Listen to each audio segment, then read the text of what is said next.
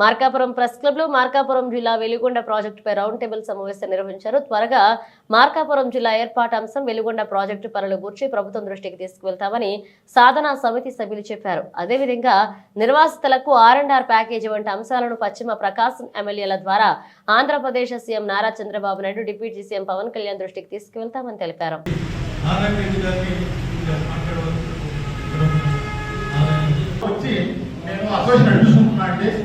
మా బాధ మాది. నా మాజీ సైనికులు తన భార్య బిడ్డలు వదిలిపెట్టి నవ్వులు వచ్చినట్టు మళ్ళా హైదరాబాద్ పోతున్నారు, నెల్లూరు పోతున్నారంటే ఆగిపోయాడు. కనీసం వెలుగొండ ప్రాజెక్టు వచ్చి నీటి వస్తూ వస్తుందని చూస్తే అది లేదు. జిల్లా అయితే హైదరాబాద్, నెల్లూరు, విజయవాడ పోవాల్సి వస్తున్నాయి.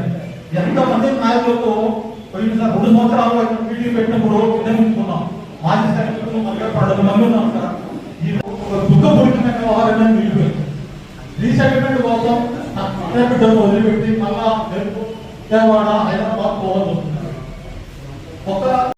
ఆయన ఏం చేశారంటే ప్రతి ఈ సిలిండర్లలో చివరికి వచ్చేసరికి ఆ ఫ్లోరింగ్ మిషన్ కాకుండా మాన్యువల్ తోటి రంధ్రాలు చేసి ఈ ఫ్లోర్ చేసి బిల్డింగ్ చేసి గ్లాస్ చేశారు. దానివల్ల ఏం జరిగిందంటే ఈ ఫిక్స్ నీళ్ళు కాకపోతే ఆ పని అయిపోయింది కంప్లీట్గా.